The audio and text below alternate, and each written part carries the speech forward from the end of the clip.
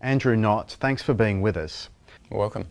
How do you define your remit as Chief Digital Officer at Euro RSCG? So I think digital is incredibly complex, or the perception is it's an incredibly complex world from the perception of brand owners or marketers. And yet the irony of it is these people are navigating the digital world themselves on a personal level, with immense ease in terms of how they manage their social profile, how they leverage mobile devices and accessing the web through that format. So my fundamental role sort of sits at basically two levels. One, at its simplest, is decoding the complexity. I think there is too much, sort of internal speak around digital that proves to be a barrier to progress, as opposed to sort of trying to help people understand about how to get brands to engage with consumers in an online world. So keeping it simple then? Yeah, basically, yeah. Asia's been behind the rest of the world in the uptake of digital marketing, but like with mobile and the internet, will it leapfrog the West? Undoubtedly, Asia is a long way behind in terms of, to use a very broad brush across a very diverse and diverse region in terms of digital uptake, because, on one level, Asia is already well ahead in the north in terms of user content creation, in terms of mobile adoption, in terms of bandwidth access. We need to avoid the temptation of sort of looking at everything as if it's an emerging market or a developing market. I think there's one fundamental truth, is that consumers are, on a par, if not more advanced than in, many of their Western counterparts. The challenge is to get brand marketers to start to realise that the consumers are there and they need to spend accordingly. Is there going to be a leapfrog? I don't think so. I think there's an inherent conservatism in terms of how to do things. Is there an expectation gap between what clients want from social media and what agencies can deliver? There's not so much an expectation gap. I think it's an understanding gap. I think people assume, actually probably the best analogy is Facebook has now become the website equivalent from 10 years ago. 10 years ago we used to have conversations with clients going, we need a website, we don't know why, just give us one. I think we're now in that same era, we're a brand, we have to be in a social sphere, we have to play an active role in the social space, therefore give me a Facebook page, and now what do I do with it? I don't have a clue. I think there are real challenges in getting brands to understand how to operate in a genuine and considered manner in the social space. We've got a long way to go. Is there an argument that some brands really shouldn't have a Facebook page? There's a real argument for it. Unless you've got a reason for consumers to engage with your brand, or alternatively to share brand stories with their social network, because it is very much about a personal expression of what you're interested in, then brands need to kind of step back and reconsider.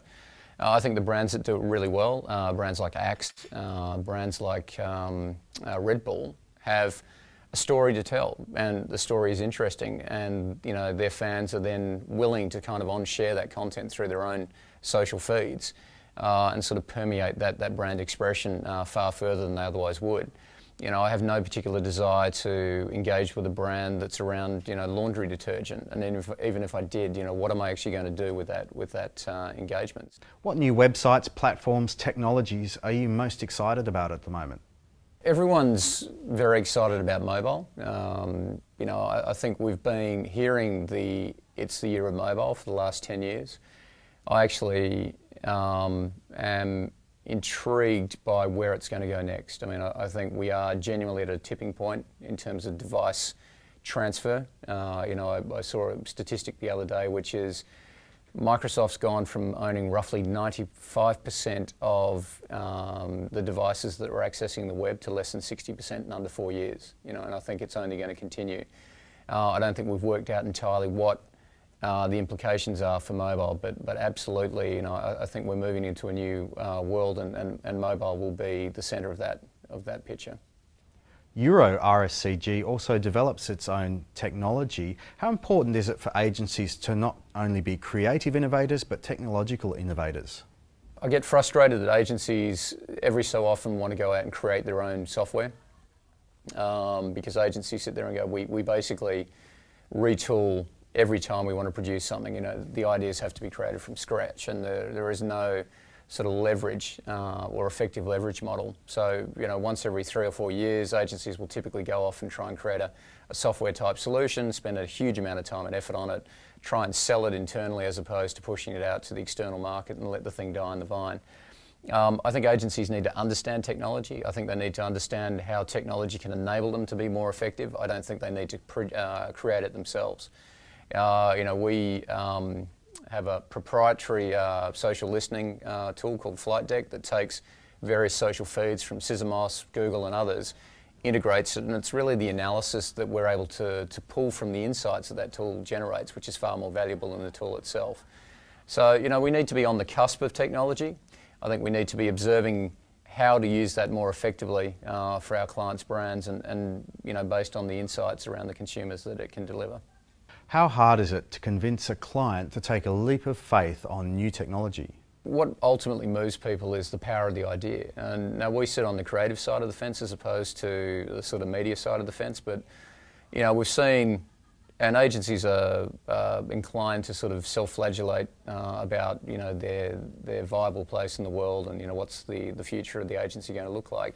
The reality is we are out telling stories on behalf of our clients' brands, and if you tell those stories in an interesting and compelling way, people are going to engage with them. So, I think we've got to step back from focusing on the stuff that's new and shiny, the technology, and get back to the simple reality that consumers engage with stories and are moved by them far more than the technology itself. What are your thoughts on online video as a tool for marketers? Yeah, look, I think online video, what I saw a statistic today that 22% of the data volume on mobile is for YouTube. Okay, we talk about having the most commercially viewed piece of content of all time, digital content of all time, in the form of Evian roller babies, and yet, Justin Bieber releases a new video and he's achieved 10 times that. Literally within weeks, not months. Video's here to stay. I think the challenge for brand marketers is they haven't worked out how to use video in the right context. It's not simply the case of, taking pre-existing TVCs and shoving it onto YouTube and hoping people will engage. I think it comes back to why do people want to engage, and you only need to look back to the work that Fallon did for BMW with the BMW films. High quality, well-crafted stories, beautifully executed, long form, averaging over 3.5 minutes, I believe. But, wonderful, really, really compelling stuff. So, we live in a world where bandwidth speeds are only going to increase. Highly engaging content is what people are going to want to have access to. Video is the future. Is there going to be a dearth of creative talent? I mean, we already have a dearth of creative talent, and I don't think there was any era where our business sat back and said, wow, we've got the luxury of having too many creative people. Ideas are very much the tip of the iceberg. There's a whole volume of stuff that goes out there every day which is not great, unfortunately. And I think the pressure is just going to become even greater because, people are now being tasked to express ideas in so many different forms. The people who get it, the ones who are ultimately going to win. I think you look at the Gunn report last year, the most awarded digital agencies globally were the big ideas agencies, Wieden and Kennedy, Goodby Silverstone and Partners, Crispin Porter Bogowski, people coming up with big ideas that consumers want to engage with. They just happen to be in digital in those examples. Andrew, thanks for being with us. No problem, thanks.